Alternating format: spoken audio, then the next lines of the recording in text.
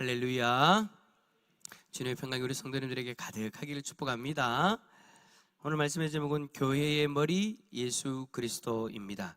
자, 여러분, 오늘은 제목에 딱 나오는 것처럼 우리 예수님에 관한 그런 내용이에요. 특히나 오늘 본문은 교회와의 관계 속에서 예수님이 어떤 분이신가를 잘 나타내고 있는 본문이죠. 그럼 오늘 문제를 우리가 하나하나 살펴보면서 예수님에 대해서 우리가 한번 살펴볼 때에 교회와 예수님과의 관계, 그 속에서 우리는 어떤 모습이어야 되는가를 온전히 바라볼 수 있기를 축복합니다. 자, 첫 번째 문제, 예수 그리스도가 하나님의 형상이며 먼저 나신 이라는 말은 그리스도가 피조물이란 뜻입니까? 자, 여러분, 우리가 15절 말씀 한번 읽어봅시다. 15절입니다. 시작. 그는 보이지 아니하는 하나님의 형상이시요 모든 피조물보다 먼저 나신 이시니. 아멘. 자, 여러분, 창세기 1장 26절과 27절에 하나님의 형상이라는 이 형상이라는 단어가 몇 번 반복되는지 아시나요? 자, 제가 한번 읽어드릴 테니까 한번 살려보세요. 하나님이 이르시되 우리의 형상을 따라 우리의 모양대로 우리가 사람을 만들고 그들로 바다의 물고기와 하늘의 새와 가축과 온 땅과 땅에 기는 모든 것을 다스리게 하자 하시고, 하나님이 자기 형상 곧 하나님의 형상대로 사람을 창조하시되 남자와 여자를 창조하시고. 몇 번이에요?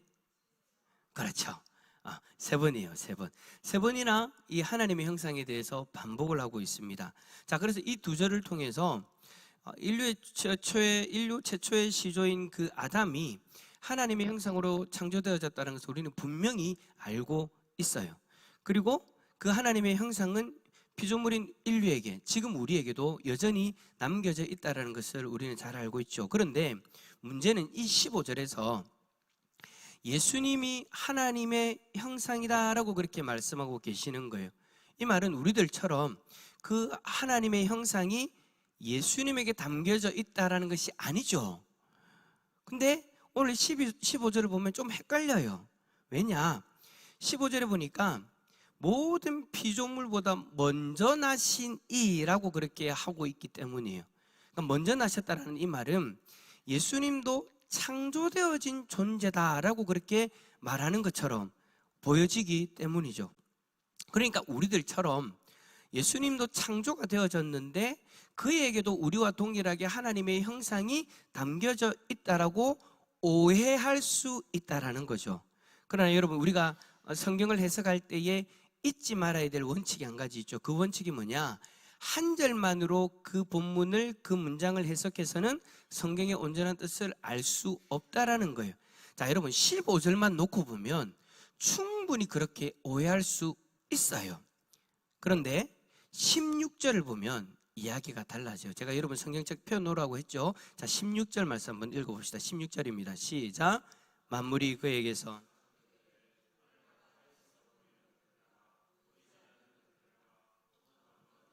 주권들이나 통치자들이나 권세들이나 만물이 다 그로 말미암고 그를 위하여 창조되었고. 아멘.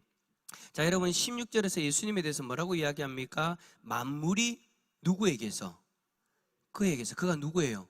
예수님에게서 창조되었다라고 그렇게 말하고 있죠. 그러니까 여러분, 지금 16절에서는 예수님이 창조주라고 그렇게 표현하고 있는 거예요. 그러니까 15절 한 줄만 놓고 보면 예수님도 우리처럼 창조되어졌고 우리처럼 하나님의 형상이 되어진 피조물처럼 그렇게 말하는 뉘앙스인 것 같은데 16절에 와서는 예수님이 창조주래요. 그러니까 지금 뭔가가 앞뒤가 안 맞는 듯한 그런 느낌이 들잖아요. 자, 그렇다면 이제 우리가 이제 숙제가 주어지는 거죠. 그럼 이 15절을 우리가 어떻게 해석해야 되는가? 헬라어 성경인 70인역에 보면 먼저 나신 자라는 이 부분에 대해서 시간상 먼저 태어난 것이 아니다라고 그렇게 표현을 해요. 그러니까 이 본문의 이 내용은 어떤 의미를 가지고 있느냐?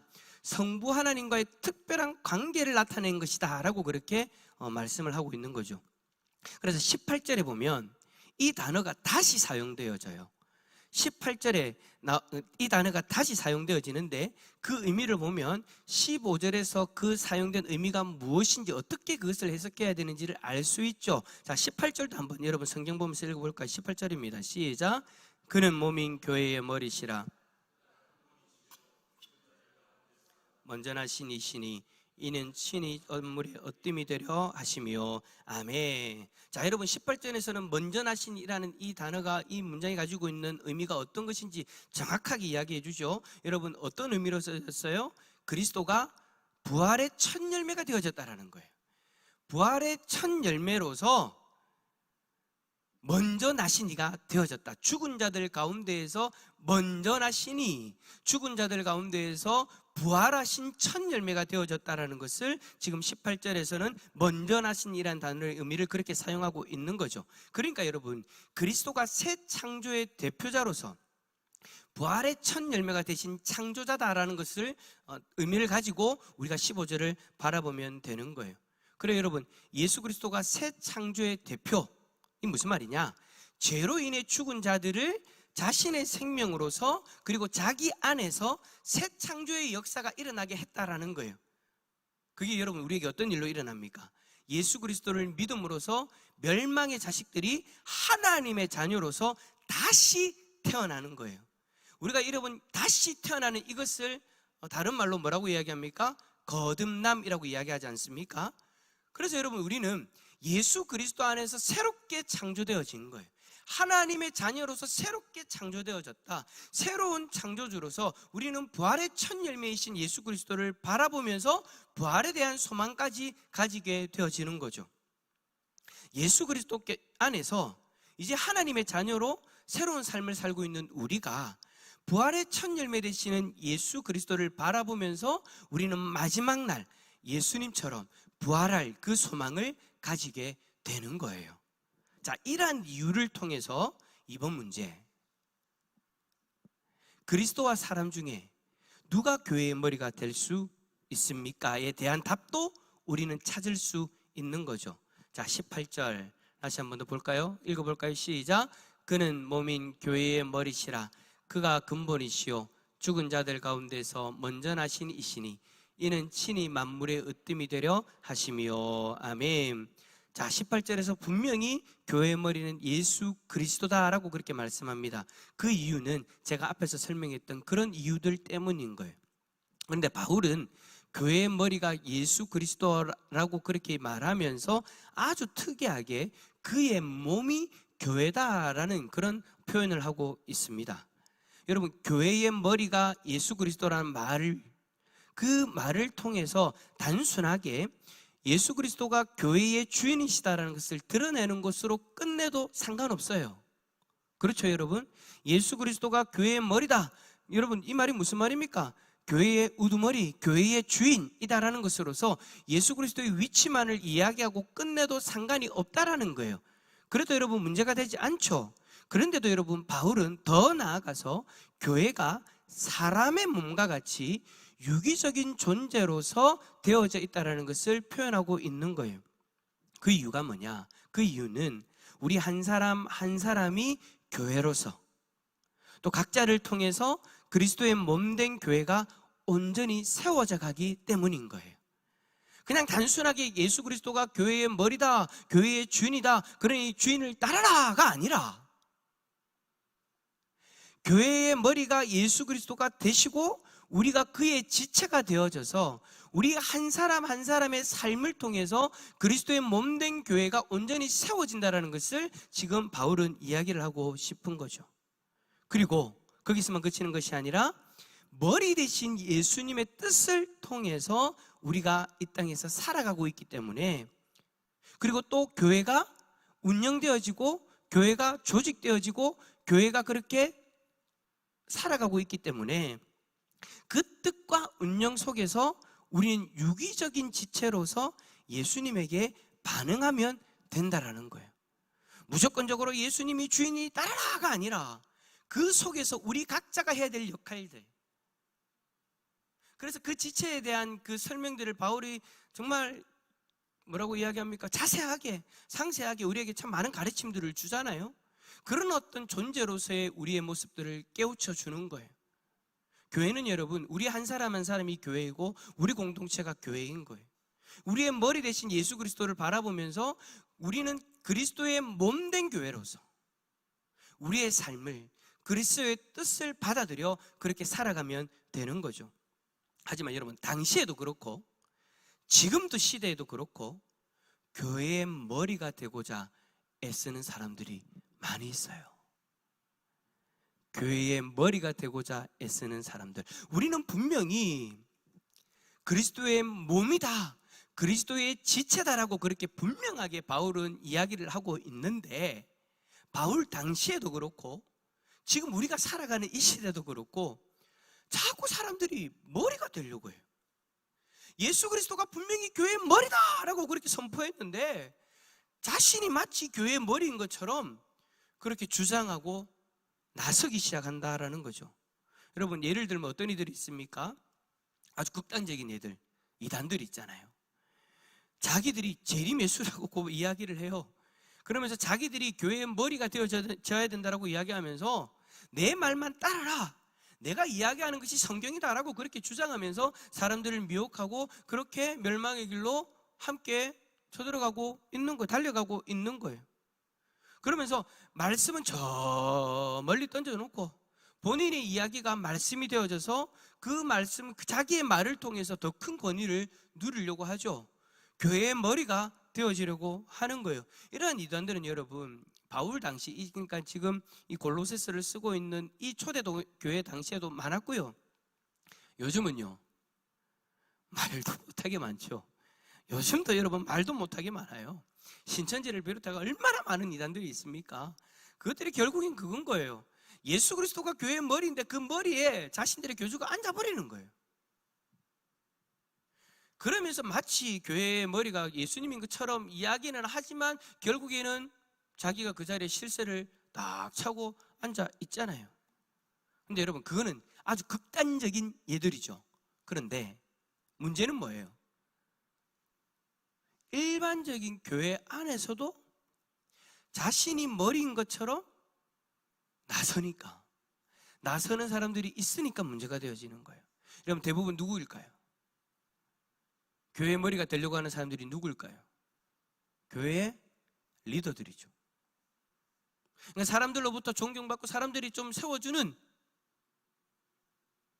그런 리더들, 교회 리더들이 누가 있어요? 괜찮아요. 얘기해도 돼요. 그렇죠. 교회 리더 하면 대표적으로 여기 있잖아요. 여기 담임 목사가 교회 리더. 또 괜찮아요. 옆에 계셔도 상관없어요. 앞에 있는 사람한테도 얘기했는데 옆에 있는 사람 왜 못해요? 누구예요? 또 장로님들, 권사님들, 안수집사님들, 또 누군가 또 그렇지 그런 사람 있지. 목소리 큰 사람. 교회 리더들, 그리고 본인의 목소리를 크게 해서 교회 가운데서 내줄 수 있는 내어내는 그런 사람. 우리가 분명히 예수 그리스도가 교회의 머리시다라고 해서 예수님의 말씀에 순종하고 예수님의 뜻을 함께 따라가야 되는데, 어느 순간 사람의 말이 우선이 되어지고 어느 순간 사람의 말에 순종하고 있는 거예요. 교회 리더의 어느 누군가의 말에 순종하고 있는 거예요. 앞에서 김우길 목사가 담임 목사라고 성경과 상관없는 이야기를 하면서 무조건 순종하십시오라고 한다면, 여러분, 그게 뭐예요? 결국에는 내가 교회 머리가 되겠다라는 거예요. 제가 만약에 여러분들에게 앞에 오늘 강단에 서가지고 성경하고 전혀 상관없는 어떤 상황들을 이야기하면서 이런 상황에는 이렇게 해야죠, 이렇게 따라서 순종하세요, 왜 아무도 아멘 안 해요? 지금 예로 한 겁니다. 아멘 하시면 안 됩니다. 여기서 그렇게 막 아멘을 요구하고 믿음으로 순종할 것을 요구하고 그렇게 나가면 여러분, 그 모습이 결국 뭐냐면 내가 교회의 머리가 되겠다라는 거예요.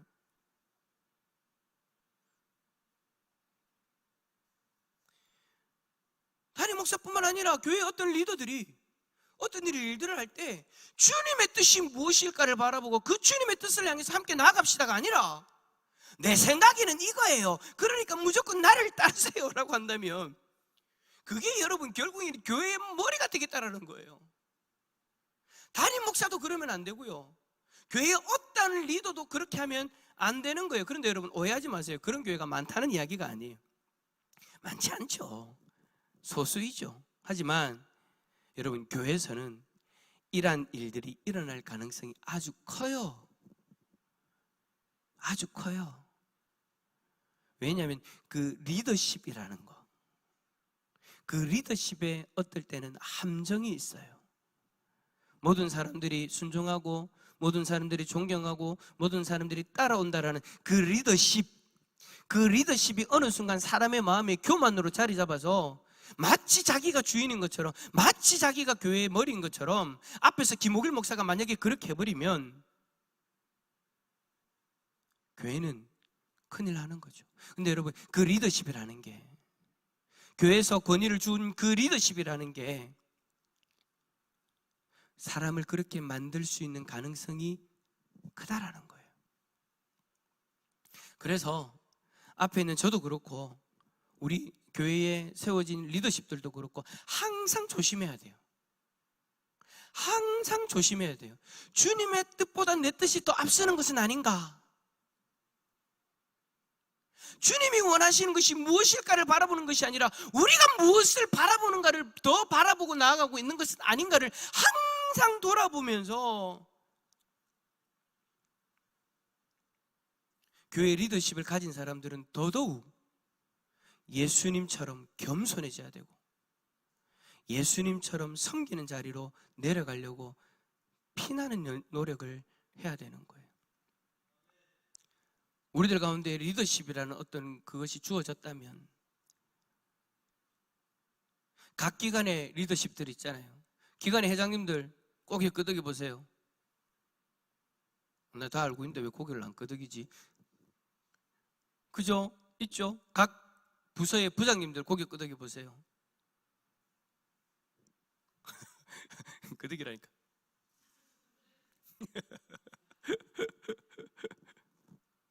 우리 교회 중직자들 고개 끄덕여 보세요. 피택된 분들까지 시작. 우리 장로님들 고개 끄덕여 보세요. 시작.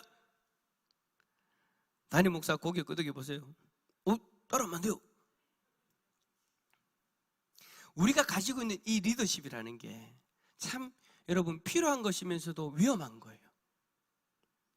사단이 참 이 리더십을 가지고 참 많이 미혹을 해요.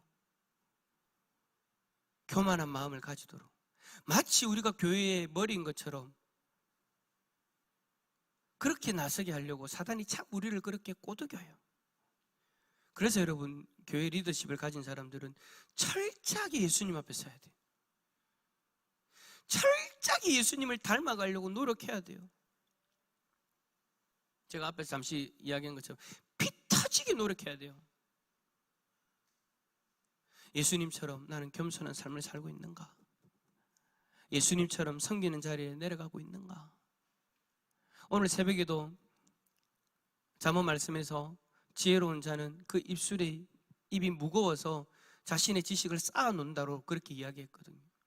리더십을 가진 사람들은 항상 그래야 돼요. 내 말이 먼저 나오면 안 되는 거예요. 내 지식이 먼저 나오면 안 되는 거예요. 주님의 뜻이 무엇인가를 바라보고 주님의 뜻을 발견하고 그제서야 입술을 열어야 되는 거예요.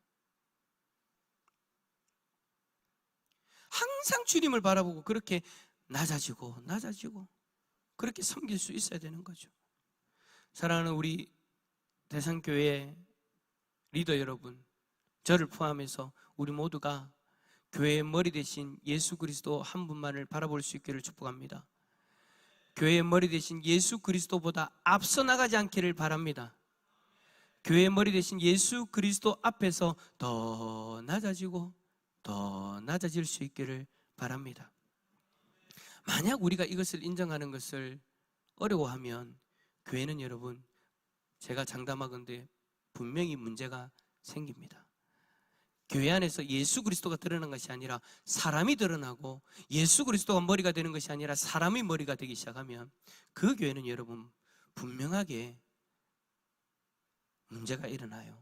서로 싸우고 비방하고 바울이 얘기했던 그 팔을 나누는 그런 일들, 갈라지기 시작하는 거죠. 그렇게 되어지면 교회는 머리 대신 예수 그리스도가 자신의 생명으로 십자가에서 흘린 그 피로 만들어 놓은, 이룩해 놓은 그 화목을 다 깨어 버리는 거예요. 3번 문제, 예수 그리스도는 무엇으로 화평을 이루셨습니까? 20절 말씀 읽어볼까요? 20절입니다. 시작. 그의 십자가의 피로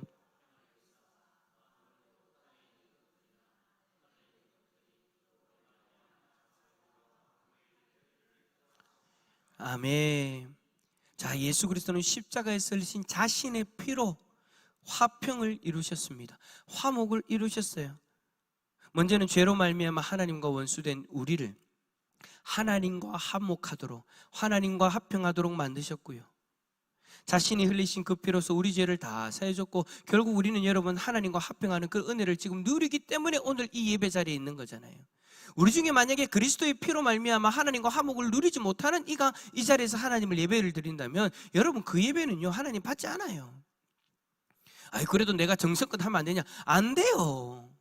우리가 하나님 앞에 나아갈 수 있는 길은요 예수 그리스도밖에 없는 줄 믿습니다.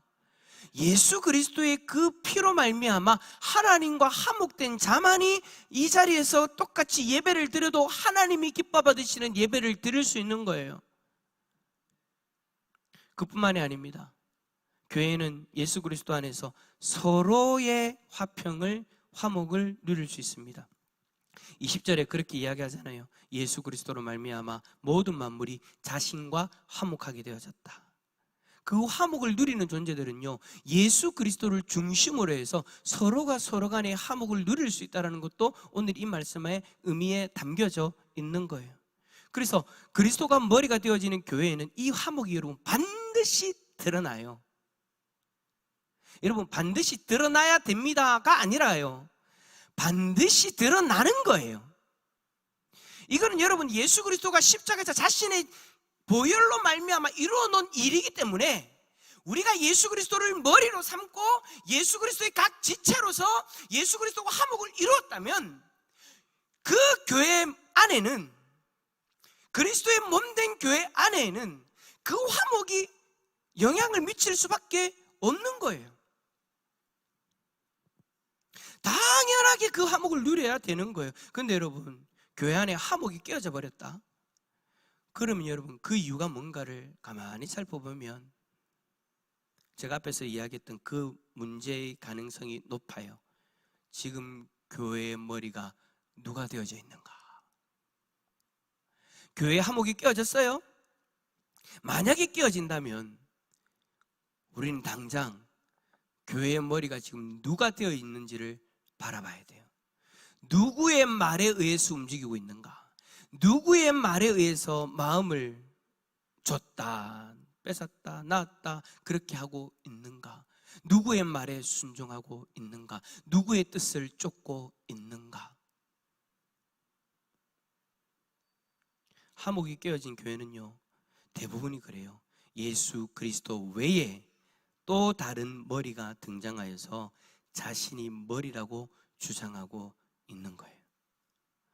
그게 담임 목사이든지 아니면 중직자이든지 아니면 또 다른 제3자. 제가 누구라고 했어요? 목소리 큰 사람.